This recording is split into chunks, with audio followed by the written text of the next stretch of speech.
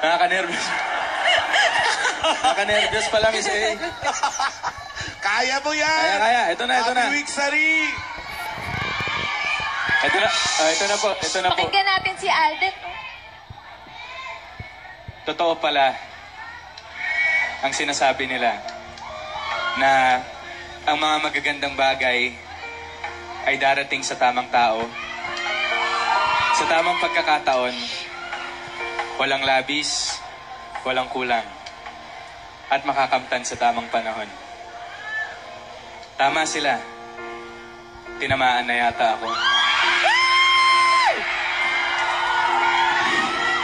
Di ko akalain na sa unang pagpansin, na sa unang mong pagtingin, ako ay mahuhumaling.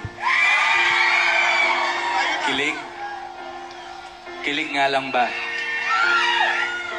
Pero bakit iba ang nadarama? Nang dibdib kong may pagtataka. Naiiba ka at maaaring di lahat ay nasa iyo. Pero sinisiguro ko, nasa iyo lang ang pusong ito. Ang gulat kami! Paulit-ulit nila akong tinatanong, siya ba talaga? Totohanan na ba? At sa mga panghuhusga. Pero bariwala lamang sa akin ang mga yon. Pagkat sa akin ay ikaw lang ang mahalaga. Noon, takot ako. Takot ako sa maraming bagay. Sa mga inakala kong limitasyon ng aking buhay. Pero nang ika'y nakilala, nawala ang aking pangamba. Bagkus napalitan ng ligaya.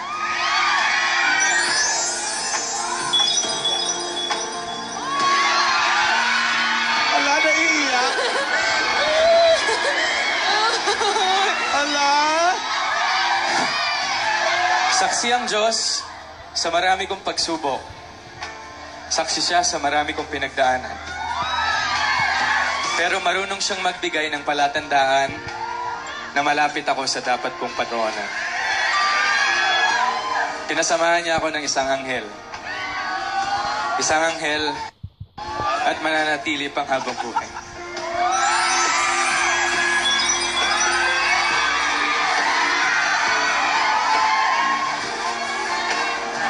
Kaya salamat.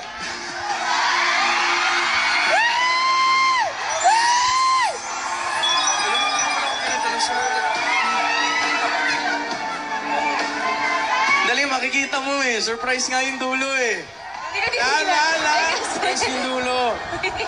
Ito na. Ito na yung last part. Kaya salamat sa lahat. Hindi na kailangan isa-isahin pa. Total, nag-iisa ka lang sa buhay ko. Sana pang matagalan na ang ligaya nating ito. At sagutin mo na ako ng matamis mong oo. Halaming! Halaming! Si Lolo.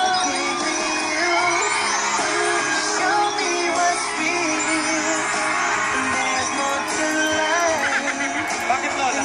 Una lang. Ay.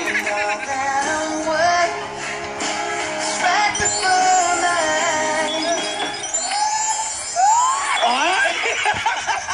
Ay! Tinago! Para hindi na makuha ng iba. Alam mo, Miss A, nung sino ginagawa ko, hindi naman ako naluluha. Ewan ko ba? Napinasa mo?